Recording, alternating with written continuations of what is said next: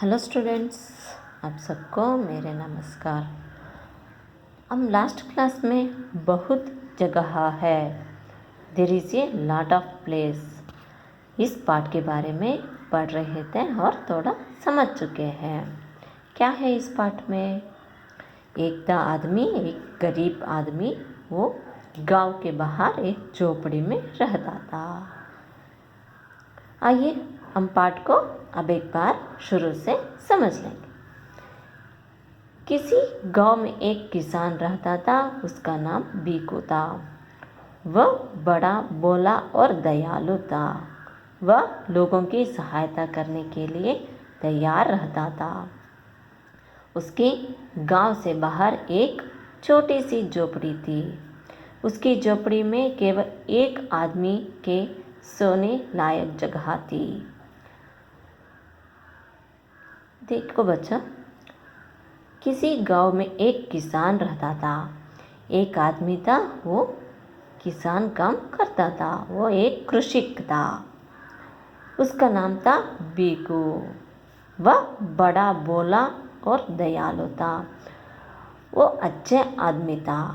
वो एक इनोसेंट आदमी था।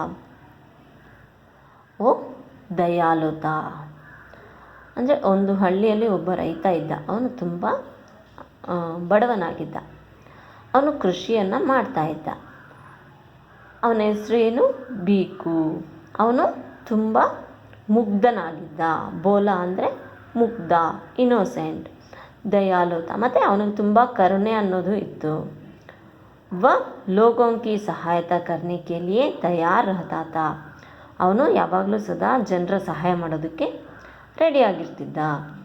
उसके गांव से बाहर एक छोटी सी झोपड़ी थी. उसकी झोपड़ी में केवल एक आदमी के सोने लायक जगह थी.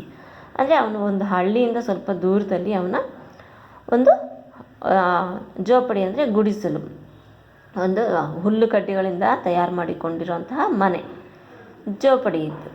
उसकी झोपड़ी में केवल एक आदमी के सोने लायक जगह थी. ಆದರೆ ಅವನ ಜೋಪಡಿಯಲ್ಲಿ ಒಬ್ಬ ವ್ಯಕ್ತಿಗೆ ಮಾತ್ರ ಮಲಗೋದಕ್ಕೆ ಜಾಗ ಇತ್ತು. ಜಾಗ ಒಬ್ಬ ವ್ಯಕ್ತಿಯ ಮಲಗೋದಕ್ಕೆ ಯೋಗ್ಯವಾದಂತಹ ಜಾಗವಾಗಿತ್ತು. ಲಾಯಕ್ ಅಂದರೆ ಯೋಗ್ಯ, ಕೆಪಾಸಿಟಿ. एक संध्या से बारिश शुरू हो गई थी. बीकू बड़े चैन से अपनी झोपड़ी में सोया हुआ था. ನೋಡಿ, ಒಂದಿನ ಸಂಜೆ ತುಂಬಾ ಮಳೆ ಬರ್ತಾ ಇತ್ತು. ಏನು ಬಾರಿಶ್ ಅಂದರೆ ಮಳೆ ಜೋರಾಯಿತು. ಬೀಕು ಅವನ ಜೋಪಡಿಯಲ್ಲಿ ಚೈನ್ಸೆ ಮೀನ್ಸ್ ಪೀಸ್ಫುಲ್ಲಾಗಿ, ಶಾಂತಿಯಾಗಿ ನಿದ್ದೆ ಮಾಡ್ತಿದ್ದ. ಸೋಯಾ. आधी रात के लगभग किसी ने झोपड़ी का दरवाज़ा खटखटाया. ನೋಡಿ, ಒಂದು ಮಧ್ಯರಾತ್ರಿಯಲ್ಲಿ ತುಂಬ ಜೋರಾದಂತಹ ಮಳೆ ಬೀಳ್ತಿದೆ. ಮಧ್ಯರಾತ್ರಿಯಲ್ಲಿ ಯಾರೋ ಒಬ್ಬ ವ್ಯಕ್ತಿ ಬಂದು ಅವನ ಜೋಪಡಿಯ ಬಾಗಿಲನ್ನು, ದರ್ವಾಜ ಅಂದರೆ ಬಾಗಿಲು, ಡೋರ್, ಬಾಗಿಲನ್ನು ಗಟ್ಗಟಾಯ ಅಂದರೆ ಬಾಗಿಲನ್ನು ತಟ್ತಾರೆ, ಅಂದರೆ ಸೌಂಡ್ ಮಾಡ್ತಾರೆ. बीकू चारपाई से उठा और उसने दरवाज़ा खोला. ಚಾರ್ಪಾಯಿ ಅಂದರೆ ಬೆಡ್, ಮಲಗಿರೋಂತಹ ಹಾಸಿಗೆ. ಬೆಡ್ಸೆ ಅಂದರೆ ಚಾರ್ಪಾಯಿ ಸೆ ಊಟ ಅಂದರೆ ಮಲಗಿರೋಂಥ ಜಾಗದಿಂದ ಎದ್ಬಿಟ್ಟು ದರ್ವಾಜ ಕೋಲ, ಬಾಗಿಲನ್ನು ತೆಗೆದ. ಬಾರಿಶ್ ಕೆ ಪಾನಿ ಮೇ ಭೀಗಾ ಹುವಾ ಏಕ್ ಆದ್ಮಿ ಅಂದರ್ ಆಯಾ. ಆ ಮಳೆ ನೀರಿನಲ್ಲಿ ನೆಂದಿರೋಂತಹ ಬೀಗ ಅಂದರೆ ಡಂಪ್, ನೆಂದೋಗಿರೋಂಥ ವ್ಯಕ್ತಿ ಒಳಗಡೆ ಬಂದ. ವ ठंड से ಥರ್ ಕಾಫ್ ರಹಾ ತಾ. ಅವನು ಚಳಿಯಿಂದ, ಥಂಡ್ಸೆ ಅಂದರೆ ಶೀತದಿಂದ ಏನಾಗ್ತಿತ್ತು, ಅವನು ನಡುಗ್ತಾ ಇದ್ದ. ಅಂದರ್ ಆಕರ್ ಉಸೆ ಚೈನ್ ಮಿಲಾ. ಅವನಿಗೆ ಮಳೇಲಿ ಫುಲ್ಲು ನೆಂದ್ಬಿಟ್ಟಿರ್ತಾನಲ್ವ, ಅವನಿಗೆ ಜೋಪಡಿನಲ್ಲಿ ಹೋಗಿದ ತಕ್ಷಣ ಅವನಿಗೆ ತುಂಬ ಮನಃಶಾಂತಿ ಆಯಿತು. ಚೈನ್ ಮೀನ್ಸ್ ಪೀಸ್ಫುಲ್, ಅವನಿಗೆ ಶಾಂತಿ ಸಿಕ್ತು.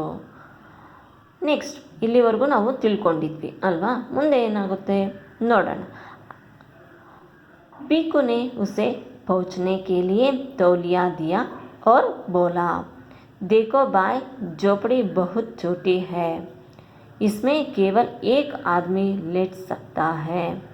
तुम शरीर पहुंचकर बिस्तर पर लेट जाओ. मैं तुम्हारे पास बैठकर रात काट लूँगा.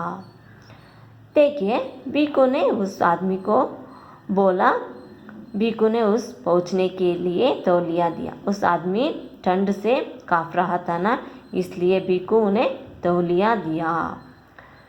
ಅಂದರೆ ಮೈ ಒರೆಸ್ಕೊಳ್ಳೋದಕ್ಕೆ ಒಂದು ಟವಲನ್ನು ಕೊಡ್ತಾನೆ. ಪೌಚನೆ ಅಂದರೆ ಅವನ ತ್ಯಾವವನ್ನು ಒರೆಸ್ಕೊಳ್ಳೋದಕ್ಕೆ, ಕ್ಲೀನ್ ಸ್ವಲ್ಪ ನೆಂದೋಗಿರ್ತಾನಲ್ವ ಅದು ಡ್ರೈ ಆಗೋದಕ್ಕೆ ಬೇಕು ಏನು ಕೊಡ್ತಾನೆ, ಒಂದು ಟವಲನ್ನು ಕೊಡ್ತಾನೆ. ತೌಲಿಯ ಅಂದರೆ ಟವಲ್.